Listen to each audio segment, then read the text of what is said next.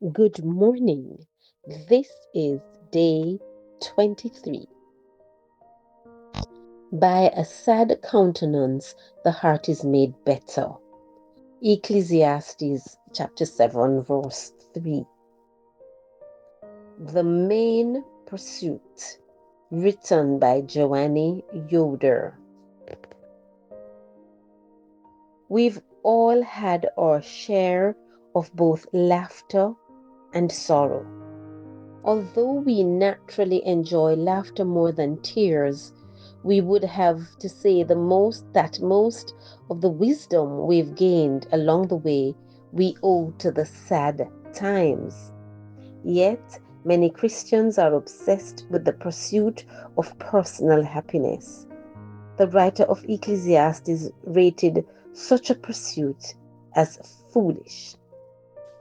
Several years ago, in an interview during his battle with cancer, theologian Francis Schaeffer said, "The only way to be foolishly happy in this world is to be young enough, well enough, and have money enough, and not give a care about other people. But as soon as you don't have any of the first three, or if you have compassion for the weeping world around you, then it is impossible to have the foolish kind of happiness that I believe some Christians present as Christianity." What is our greatest need in life? Is it to be happy? We may long for a change in our circumstances, and sometimes that's what we get. But a changed life is our deepest need. Changed circumstances may make us happier, but a changed life will make us better, for it will make us like Christ. What is your main pursuit in life? Oft a heart bowed in grief looks to Jesus for relief, seeks the Savior's loving care, learns to have more faith in prayer. Our quote this morning reads, "Happiness is not the goal of life. Godliness is." End quote.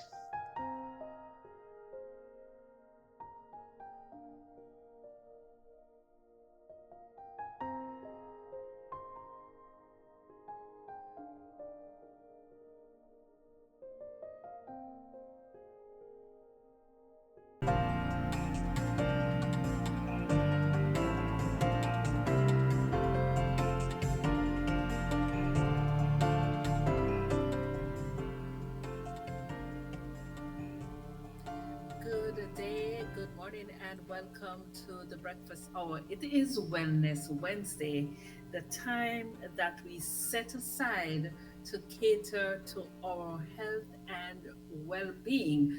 And of course, it is one of those mornings that we continue the conversation. Now, Dr. K mentioned that she'll be touching on well, I don't know if it's such a common thing that's affecting a lot of persons, but today she'll be speaking about sleep apnea. Mikey G, do you now know about sleep apnea? You were talking about sleep I was apnea. saying, yes, I was saying I want to practice the word that when I come back on the platform this week, I would say sleep apnea. Am I saying it correctly this time? Well, I'm going to leave it up to Dr. K to see. Come on, guys, I'm trying, man. I'm trying. Well, of course, Dr. K comes with a vast amount of experience and qualifications. She is a certified practicing practitioner, medical practitioner, and each and every Wednesday she takes time out of her busy schedule to share something to make our lives healthier and better. So, of course, on the other side of this break, she will join us and we will continue the conversation about sleep apnea. Of course, when we come back,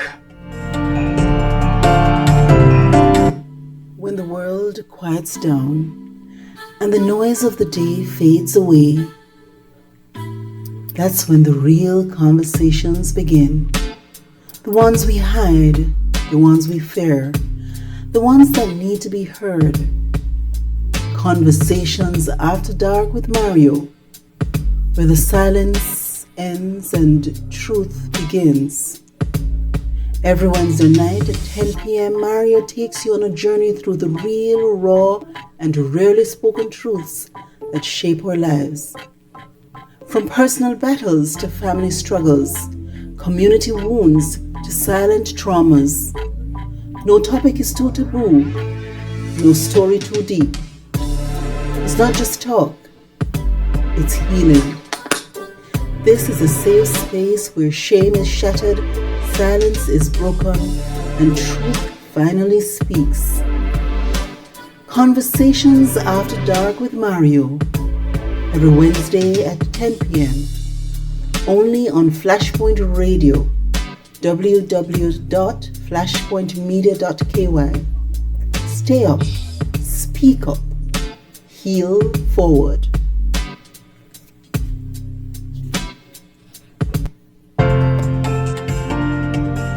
All right, welcome back. Good morning, good morning. Mario, After Dark. It's interesting that to bridge, as the bridge to this conversation, we are speaking about a radio show that's done after dark, after 10 p.m. Welcome, Dr. K. Welcome to the breakfast hour. Good morning, Dr. Good morning, Lady Elise. Good morning, Mikey G. Good morning. And I'm hoping that at 10 o'clock we should be going to our bed so we can get proper sleep. So that would be very nice if we're going to our beds at 10 o'clock. Right, Mikey G? Absolutely right. I'm telling you. I'm practicing the word. I practiced the word sleep apnea. Did I do it right this time? Awesome. Very good. I clap myself. Awesome. All right, Dr. K, I know I have so much to talk about today. Okay, so yes, we'll be talking about sleep apnea. I'm sure many persons know about sleep apnea because many persons don't realize that they have sleep apnea, and they actually, when they realize it, they're going, oh, I always had this problem. But it's a problem that tends to affect mostly older people, but even young children can have sleep apnea. So what is sleep apnea? Sleep apnea is really a potentially serious sleep disorder. And in this disorder, breathing actually stops and starts, right? So while the person is sleeping, they actually stop breathing, and then they start breathing again, and they go through a cycle, and then we will discuss this really. So there are basically two different types of sleep apnea. The first type is called obstructive sleep apnea, and this is the more common form, and this occurs when the throat muscles relax. So when you lie on your back, your throat muscles relax, and it basically blocks the flow of air into your lungs. So when you sleep back, especially those people with bigger necks, and I'll explain some of the risk factors, they lie down and they fall asleep and everything relax. The airways block off, and as a result of that, flow of air decreases into the lungs. So when the flow decreases, the brain will actually send messages to wake you up so you can breathe, and then you go back to sleep. Are you saying that my small neck is a asset to me and my breathing and my health?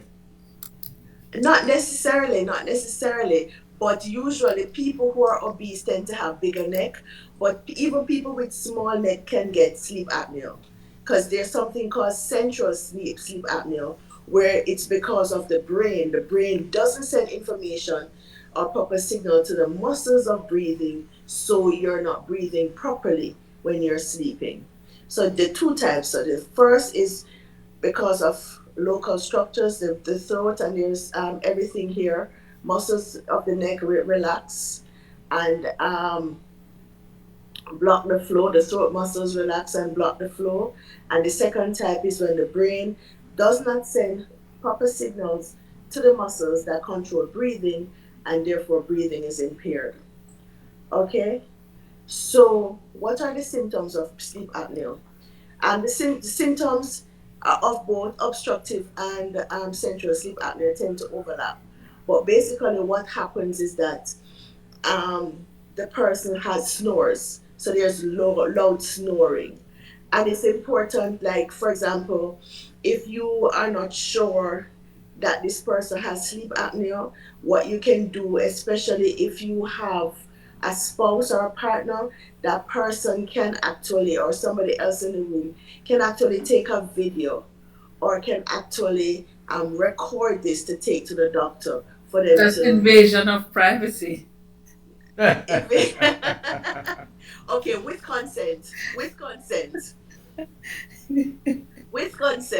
So my husband is having problems or snoring, and he's stopping his breath in in the nights. It's something that I can take a video or even take a recording and take to the doctor so the doctor can help to diagnose and say, oh no, this is not sleep apnea. Oh yes, this is sleep apnea. Or you can put like a napkin over in front of the face like a piece of tissue, and you can actually see the direction of the flow and to see if there's actually air moving in and out. Pushing the napkin away, and that's another test you can use to diagnose sleep apnea. But one is loud snoring, one is episodes when you actually stop breathing during your sleep. And you won't know. Of course, you're not going to know, but somebody else in the bed will realize that you stop breathing and then you start breathing again.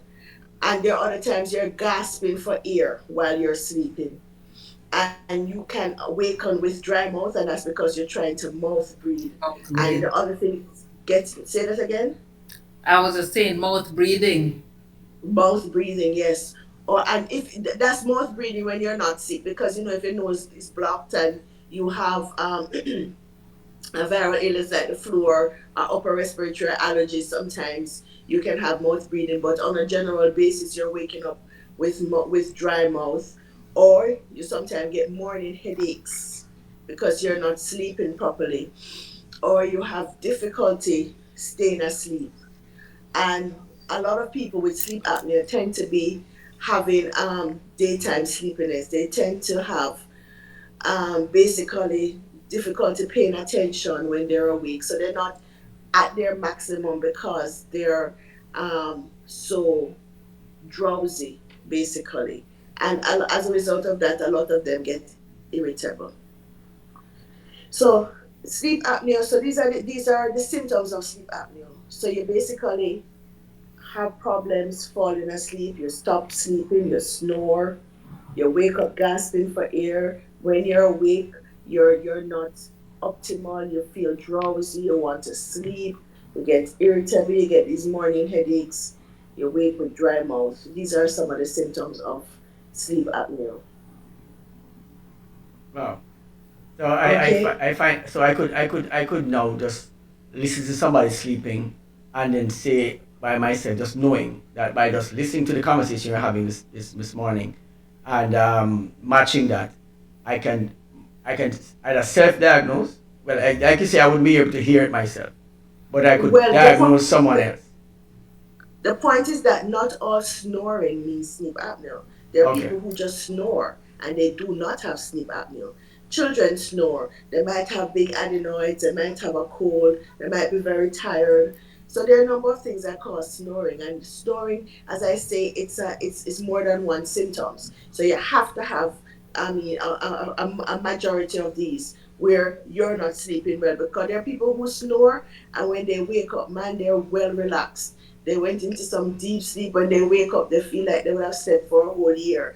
So not just, you can't just say snoring, but snoring, it's a different kind of snoring. It's a loud snore. It's a very, like they always say, you're sawing board. It's a loud snore. Yes. But even those people who snore and not having the daytime sleepiness or stop breathing, we can't say it's sleep apnea. So if you have a partner who snores, sometimes just take a look at them when they're sleeping and see if they're gasping for air, they stop breathing and then start again. So So basically, what happened? Go ahead. So, is there a time period? I mean, say that you can, or you're supposed to always be breathing while asleep. Is it okay for you to? Is there some measure that is used to guide the diagnosis? You mean if you're supposed to be sleep breathing, and you're never supposed to stop sleeping, stop breathing when you're sleeping. You're supposed to breathe all the time. So a person who, if you notice when you're sleeping, you sleep and you breathe, and that's a normal thing. Your muscles are relaxed and you breathe throughout the sleep. But when you have sleep apnea, your breathing stops and you're building up carbon dioxide, and it's going to send message to your brain that, hey, I'm building up my CO2, wake me up. Wow. And that's how fearfully and wonderfully God made us, that we send feedback to the brain to say, wake up. So we wake up not to the point of waking up and being aware, but we wake up to the point of waking up just to start breathing again. So it's not to wake up to see what's happening around us and to come out of sleep, basically. We sometimes wake up like that. Sometimes you wake up and we realize that you are having difficulty sleeping, or sometimes you wake up with the mouth dry or something. But when you wake up, you're not waking up most times to the point where you are knowing everything that's happening around you. So yes, when you sleep, you're supposed to breathe All the constantly. time. But based on what All you the said, time. Doc, In fact, you're not supposed to stop breathing. based on what you said, Doc, somebody could actually have this disorder and basically die in their sleep from it. That's what you're saying. That's and that is correct, because sleep apnea affects basically two organs. One is the circulatory system, and the other one is basically the brain. So if you having problems with sleep apnea, you can actually get an arrhythmia, especially atrial fibrillation, or an arrhythmia, and you can actually stop breathing, and you can actually die in your sleep. Wow. You can, I mean, when I say stop breathing, I don't mean stop breathing and wake up back. I mean stop breathing for good. Period. Your body just shut Yes, down and that's it for you. you stop breathing. Wow. You stop breathing. So, what are the risk factors for sleep apnea? So we said large neck, we said excessive weight, because the fat is deposited around the airway and can obstruct breathing. People with a thicker neck tend to have narrow airways, and so as a result of that, puts them at risk. Being a male, being a man, men are 2 to 3 times more likely to have sleep apnea than women. Mm. Okay, but even though the risk increases in women when they're overweight or if they're postmenopausal, being older, sleep apnea tend to occur mostly in older individuals. And if you have a family history of sleep apnea, you're more likely to get sleep apnea. People who smoke are 3 times more likely to have obstructive sleep apnea than people who never smoke. And that's because we always say smoking actually causes inflammation. Okay? And as a result of that, there's fluid retention around the airway because of the inflammation. And people who have nasal congestion, whether it's from anatomical problems like your adenoids or your tonsils are enlarged or allergies, can develop sleep apnea. Okay, and Wow. then there are other people with other conditions such as heart failure, diabetes, high blood pressure. They're at increased risk of getting sleep apnea too. Okay, so and then remember, you have those are like obstructive sleep apnea. People with central sleep apnea, it doesn't matter. Sometimes they have underlying disorder like heart failure, or even using opioids. And that is why we always say we do not want to give persons sleeping aids. Remember last week when we were talking about sleep, and I said we prefer not to give sedatives and other things to make you sleep. Right. We prefer to use natural stuff, and that's because these sedatives can actually cause put you at risk for central sleep apnea. Basically, what it does is it impair muscles of respiration to decrease breathing in persons. So we try not to give a lot of sedatives, tranquilizers, or even people who have opioid medication like methadone and other things um, are at risk for getting sleep apnea. And even the risk having a stroke also puts you at Mm. risk because it impairs the the signals that might be sent to the muscles of respiration to help you breathe. So So yes, sleep apnea is very important. I mean, we don't realize it, but there this are is lots of persons who have sleep this apnea. is not something that I hear much about, Dr. K. And just to listen to the conversation this morning brings me to a point of concern. Um, like you said, with obesity and the fact that there are persons who are at risk, but they don't even know. How many persons live on their own? And this is where I'm going to go. And this is a society that has basically um, is a self-sustained society where persons don't live with anybody, they live by themselves, and they are not able to diagnose or anybody hear them sleep. They're sleeping by themselves, and this is happening to them, and they don't know. And this is what my mind brought to my attention just listening to that conversation right now. Unaware of that. They don't have a second person in their house to tell them that they're having a problem to help manage that process. Right, but they may not have somebody else in their house, but they will have the symptoms. They will have the symptoms I was talking about. They might wake up with fatigue, not sleeping well, having a morning headache, irritable, realize that I'm not sleeping well. You know when you're not sleeping well. When you wake up, you don't feel rested regardless of how many hours of sleep you get. And so a lot of those persons will want to basically go to their doctor to say, I think something is happening here. I don't think I'm sleeping well. And as a result of that, your doctor might just say, and they're not going to get anybody to give them another, any videos or somebody to give them an eyewitness encounter of what you had, but they'll be able to do things. So they'll be able to do a polysonogram, which is a test that they can actually do overnight. They can do the test in order to see the quality of sleep. So you're going to be wearing sensors that monitor your heart rate, breathing, and your blood oxygen and brain waves when you sleep. So they will give you these devices, that the sensors that they will tell you to wear, and you come back to the doctor, and your doctor will tell you, based on the information that they get from the sensors or from the recording, that you have sleep apnea.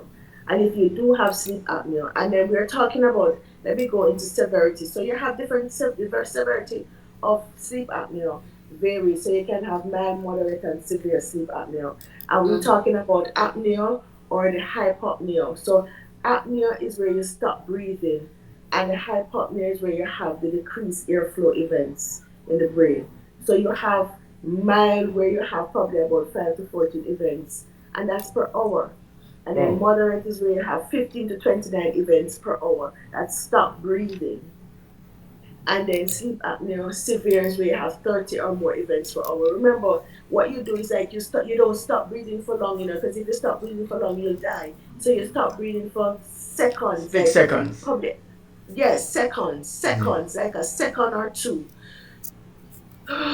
And then you start again. Because your brain is going to send information to wake you up. Because once you stop breathing, you are going to be building up your CO2, and it can slow your heart rate. It can cause irregular heart rate. So basically, what you want to do is that your brain is basically going to send information to say wake up. Once you wake up, you catch your breath, you start breathing again. So this is having so many events where you start breathing over an hour, and this is going to be recorded on the sensors that they're giving you to sleep. I And see, so if you I see people so there's the, I see people go using ahead. machines. I see people using machines for sleeping purposes. Dr. K. And they're called CPAP, is continuous pressure. Right. So continuous positive airway pressure, continuous positive airway pressure, which are called CPAP machines. And basically, these CPAP machines help. What they do is that they give you a continuous pressure, so it keeps your airway open, so you're breathing. But there are things that you can do. For example, you can position yourself at night. You sleeping on the back might be an issue, so you try to sleep on your side. Try to get, as I said, good sleep etiquette, where you're basically getting rid of the blue light when you sleep, keeping the same bedtime, trying to not having a full stomach when you go to bed, and doing all of this basically will help you to sleep better at night. So after doing all of that and you're still stopping and you're still not breathing properly, then your doctor will want to do the sleep study because of the symptoms you present with. And then if they deem that you have sleep apnea, they might want to give you a CPAP machine for you to sleep better. How difficult is it though, Dr. K, to diagnose and treat this disease? Is it something that if you have some concern, you can go to your general practitioner, or would they need to refer you to a specialist? Uh, Correct. Yes. yes. They would definitely refer you to, because the thing about it is that sleep apnea, they would want to make sure, is it just obstructive sleep apnea, or Mm-hmm. is it central sleep apnea? Is it a cardiovascular cause? So of course you're going to have, it's going to be multifaceted, where you're going to be managed by different physicians. So your doctor might send you to your cardiologist, they might send you to your neurologist, and they will send you to your pulmonologist who's going to do your sleep study. So it's not just going to be your pulmonologist, so they're going to have to rule out everything else before or even while you're being treated. Yes, it's true, it's what it is. So you're Well, going can to I go tell you, through by the time you get the first referral, you say, "Listen, doctor cannot find out what's wrong with me." I think doctor cannot find out what's wrong with me. So, I will just give up on this journey because, of course, my health insurance is now exhausted by the time I'm supposed to reach where I'm supposed to reach after going but through but but all but of this. usually when you see your cardiologist, it's usually one visit. They probably do an Yes, echo, probably do an EKG just to make sure that everything is fine. You would yes, have had some, and furthermore, you probably would have had the EKG done from your primary, so they would have yes. probably done just an echo, and you'd have had your labs and everything already. So they're gonna see you, listen to your symptoms, and say, okay, your heart is fine, or you're in florid heart failure, or you need to be on this medication. So they will have to manage you long term. Or if it's something going on with your brain, for example, you had a stroke or something, your neurologist or something, you don't even know that you had a stroke, but there's an infracted area in your brain that your doctor will probably want to make sure that some everything else is happening proper there. Yeah, so your neurologist will make sure that you don't have central sleep apnea, because if central sleep apnea is there's a different kind of mechanism for treatment. And if everything there is fine, your cardiologist say you're good, your neurologist say you're good, man, you're good, let's go. Then they go to your I know, pulmonologist Doc. says, By the time they hey, let finish, me go do the sleep study. let Doc. Once you collect the money, everybody going to just take their little portion from you. Would it be possible for anybody to get these tests free of cost?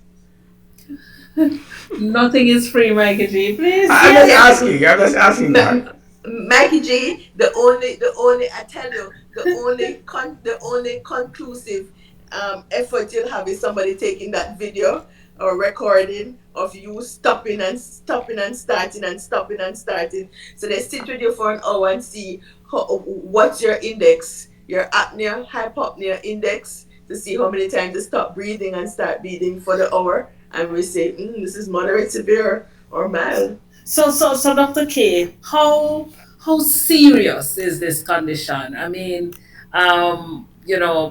we worry about things like diabetes and high blood sugar and high cholesterol and all the other things that we know that in our consciousness that we can measure ourselves, we can monitor our blood sugar and so forth.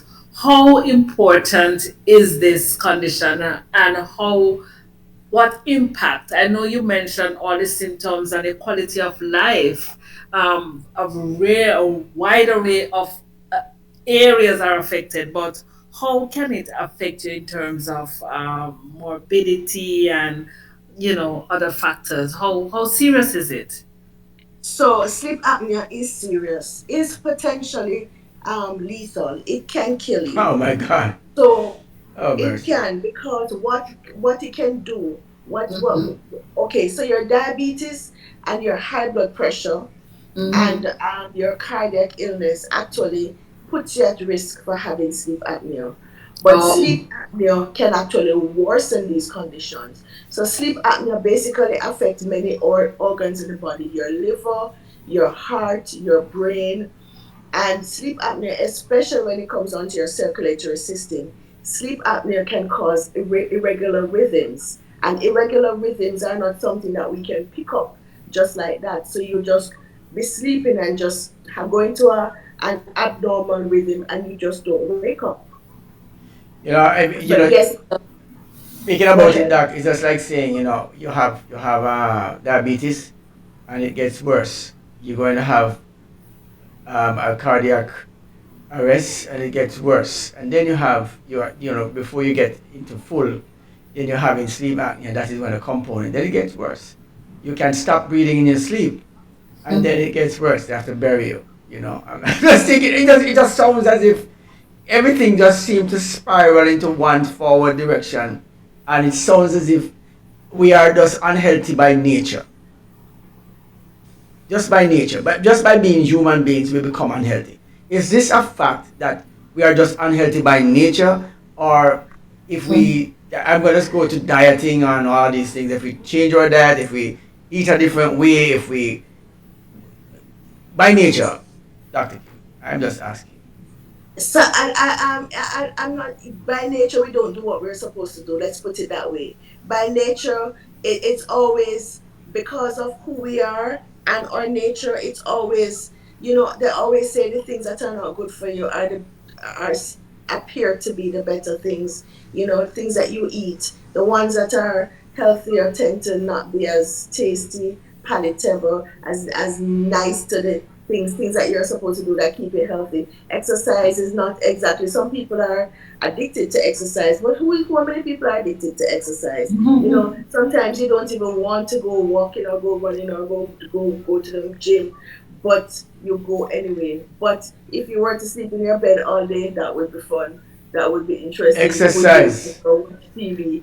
But that's what I'm saying. So it's not by nature. By nature, it's not that we are going to die by nature because of it's because of our lifestyle that's going to put you at risk. So, for example, and you were asking how bad is sleep apnea. So, sleep apnea basically, apart from interfering with your life, it puts you at risk for accidents because you're going to be more clumsy. You're going to be because you're not going to be aware. Then, of course, you can have motor vehicle accidents or other things because you're not going to be as alert because you're not sleeping well. So you're coming home and you're falling asleep. Of course, you're at risk for having accidents in terms of falling or even motor vehicle accidents if you drive. And also because you're getting a drop in your blood oxygen when you sleep, when you have sleep apnea, basically it increases your blood pressure, put a strain on your heart, right? And as a result of that, you have problems with the cardiovascular system, and you can also get hypertension, right? You're at risk for developing type 2 diabetes because of you have an increased risk of developing insulin resistance, and so type 2 diabetes, you can have problems with your cholesterol levels, your blood sugar. I mean, it's just so many things that happens because of sleep apnea. So basically, people with sleep apnea have irregular results in their liver function tests. Their liver tend to show increased signs of scarring. The thing that we call non-alcoholic fatty liver disease. So there's so many things that happen that they find persons with sleep apnea can have. So it's just and another thing is that it is uncomfortable. Nobody wants to sleep with somebody who has sleep apnea. So whether it's gonna be your child who wants to sleep with your partner, it's uncomfortable, and a lot of people who have sleep apnea, their partners tend to want to sleep in another room because the loud snoring, it's very uncomfortable. They can't fall asleep when the other person is sleeping, or they have to try to go to bed before the other person goes to bed because they won't be able to fall asleep because of the noise. So yes, it puts pressure on not just your social situation, and then if you know you have sleep apnea, you probably don't want to go with other people to fall asleep somewhere else because it's embarrassing that the fact that you're going to be snoring and you're going to be falling asleep and making all these noises when you sleep. So yes, it has social impaction plus it has physical impact on our system. Dr. K, you just explained all the reasons why I like my small neck. And yet there's so much, because It's a lot, then right? It's a lot. That's a yeah, lot, Lady Elise. you It's think a lot. about you think about your quality of life, and you think about also what can you do if you are having this condition, and of course what rings out loud to me is how important it is, um, for us to be there for each other. So you might not necessarily know that you have this situation happening, but a friend, a brother, a sister, somebody seeing you sleeping and say, I see this thing that's happening to you. You should get it checked out. And so it's important that we look out for each other. Not everything is visible, and you don't actually know what's happening with somebody, and that's what you call being your brother's keeper. I want to thank you, Correct. Dr. K, for presenting again Right. something, that is not at the front of our mind, but something certainly that impacts our quality of life and our health. So there you go. Thank you so much, Dr. K. Well, I don't know what you're coming with next week, but I'm sure it will be Right. something interesting and exciting. I'd ask the And question, Doc. One last thing that you'd say to us, a nugget of how we should maintain or encourage someone to take care of themselves in regards to sleep. So it's always the same as I would say for every disease entity. Um, the other thing I was going to talk about for sleep apnea is that sleep apnea can be managed surgically, but we don't want to have jaw surgery and to decrease we don't want to go through all of that. So there's giving you the CPAP, which is the easy way, changing your lifestyle, but you can have surgical management. But the thing about it is that we have to make sure that we do what we're supposed to do. Our lifestyle changes are very, very important. So we need to maintain a healthy weight. We need to eat nutritious food. We need to exercise. Exercise actually helps with sleep apnea. Remember, I talked about good sleep etiquette, good sleep hygiene. Make sure we practice that. That can actually help with sleep apnea. And we can manage our existing condition, whether we have high cholesterol or type 2 diabetes or high blood pressure. We can actually manage those conditions that will actually help, because having them puts you at risk for sleep apnea. And of course, avoid smoking and drinking. As I say to you, these things cause inflammation and they put you at risk for sleep apnea. And have good social interaction. Make sure the people around you are good friends. Be a part of a good team. We are all social beings. Whether it's going to be your family or friends, whoever it is, we need to keep good friends and good family members. More than enough information and reasons to take better care of our health. Thank you, Dr. K, for this morning's experience. Of course, you're tuned into the breakfast hour right here on flashpointmedia.ky, www.flashpointmedia.ky. Of course, like, share, subscribe, and of course, hit the notification bell. So every time one of these programs comes up, you'll get it first. Have yourself a God bless morning. And of course, join us next week, same time, same place, for another In Our Health with Dr. K right here on Flashpoint. Of course, much more to come when we come back.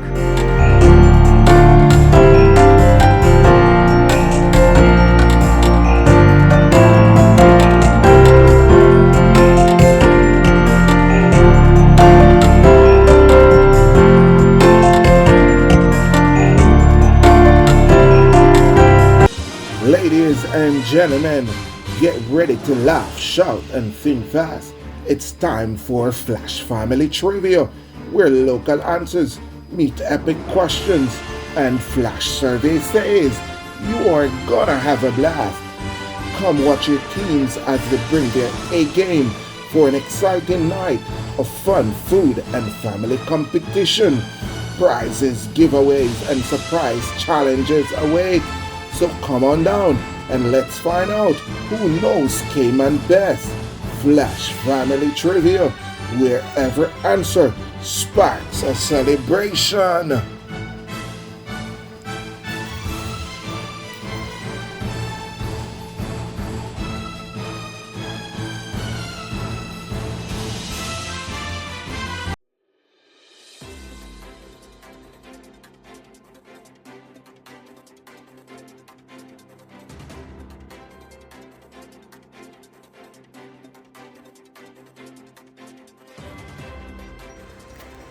Good morning, Cayman, and welcome to your breakfast or news.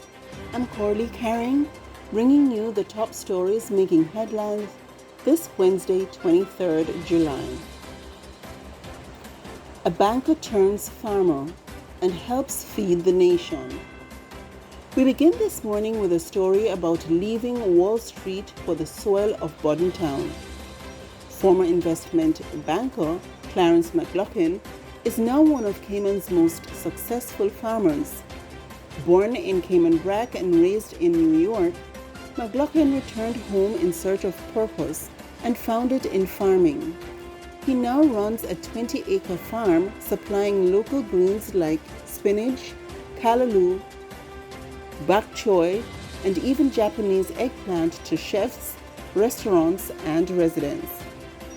Cayman Cabana CEO Luigi Moxham said the local food scene has seen major improvements in consistency and quality over the past decade, thanks in large part to community support.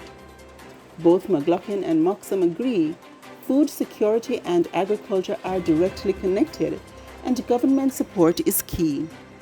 McLaughlin praised Agriculture Minister Ebanks for launching programs like subsidized feed and fertilizer, but said more is needed, like Cayman's own chick hatchery. The push to reduce Cayman's import dependency continues under the country's food and nutrition security policy, with officials urging a clear, unified national vision. Sargassum slows, but doesn't stop seafloor survey. Massive blossoms of sargassum seaweed are proving a challenge to this sail drone surveyor, an unmanned ocean vessel currently mapping 80% of Cayman's exclusive economic zone. Despite the sargassum, the high-tech vessel, which runs on solar and wind, continues its mission, navigating complex waters around Little Cayman. The survey is part of a philanthropic project to produce a higher resolution map of the seafloor. The data will be submitted to the UK Hydrographic Office, enhancing navigation research and marine source planning. Company spokesperson Jane Verkus says that while there are no treasure findings just yet, the data is already revealing exciting geographic and ecologic insights. WALK encourages Caymanians to use official jobs portal. Workforce Opportunities and Residency Cayman, or WALK, is urging all Caymanian job seekers to use its official jobs portal, not just for convenience, but for accountability. Under Cayman law, every job vacancy must be posted on the WALK portal. The agency says this is the only way to ensure that Caymanians are being considered first, as the law requires. Applicants can submit track applications, communicate with employers, and verify the legitimacy of opportunities, all in one place. Officials warn against using unofficial job boards or recruiters on social media and ask users to report any suspicious listings to their compliance team. URCO opens consultation on truth in advertising rules. The Utility Regulation and Competition Office is inviting the public to comment on new truth in advertising rules. The proposed rules aim to prevent misleading ads across electricity, water, fuels, and telecoms sectors. They include clear standards for pricing claims, endorsements, and digital ads, including on social media and SMS. The consultation is open until 21st August. Interested parties can find more details at urco.ky. Caymanian art student shines at U.S. Fair. 20-year-old Kyla Turner of West Bay is making waves in the international art scene. The University of Michigan student recently showcased 14 original oil paintings at the prestigious Ann Arbor Art Fair, the largest juried art fair in the United States. Turner says she's grateful to represent young Caymanians' talent and hopes to one day return home to paint murals and work with the local art community. She also plans to apply for a Master of Fine Arts in the near future. Pageant contestants parade across Cayman. The 4 finalists for Miss Universe Cayman Islands took place in the annual motorcade this weekend, traveling across the island and meeting with supporters from Georgetown to East End. Reigning Queen Regan Rutty led the tour, which included stops at Cowood Beach, the Crystal Cays, and East End Heritage Beach. Pageant finals will take place Saturday, 9th August at the Westin Grand Cayman.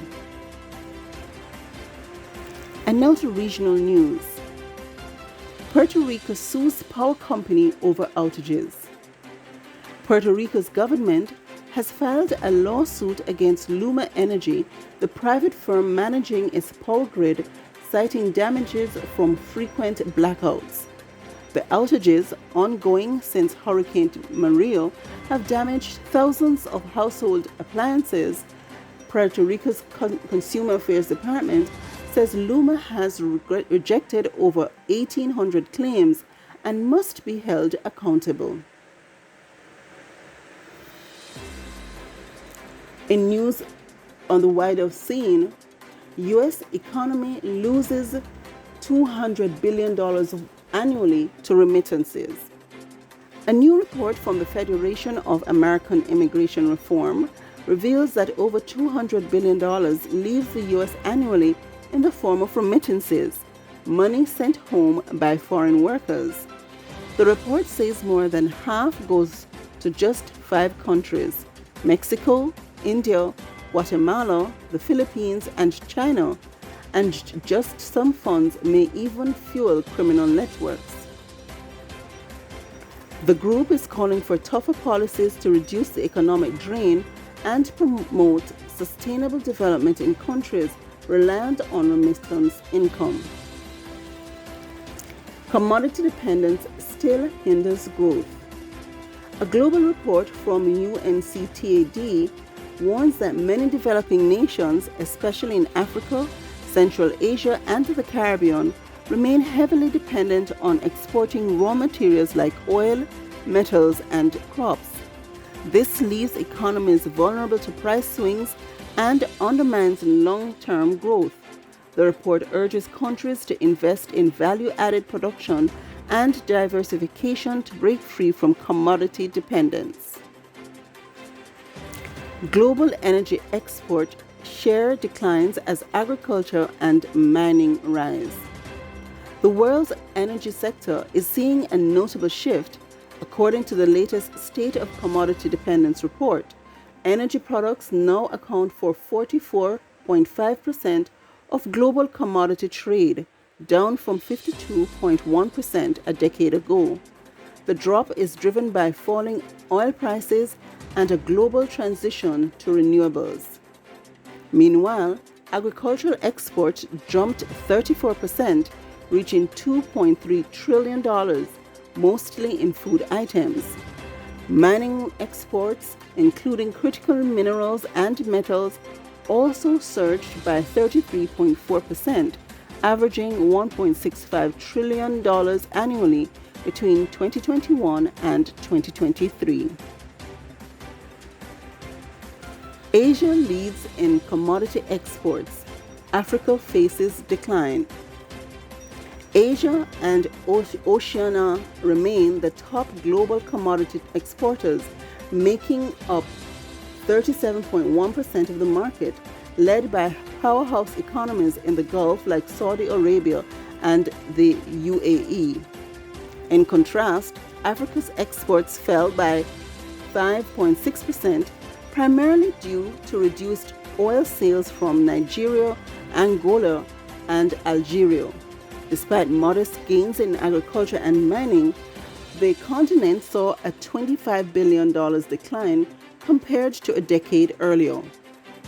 The report highlights that 103 countries remain commodity dependent, but nations like Indonesia and Guatemala have successfully diversified, a sign that smart policies and investment can pave the way for economic transformation. Renewables outpace fossil fuels on cost and growth. In energy news, 91% of new renewable power projects are now cheaper than fossil fuel alternatives, according to the International Renewable Energy Agency. In 2024, onshore wind averaged 0.034 kilowatt hour, 53% cheaper than fossil fuels. Solar PV came in at 0.043 kilowatt hour, 41% cheaper. Renewables helped avoid $57 billion in fossil fuel costs in 2024 alone.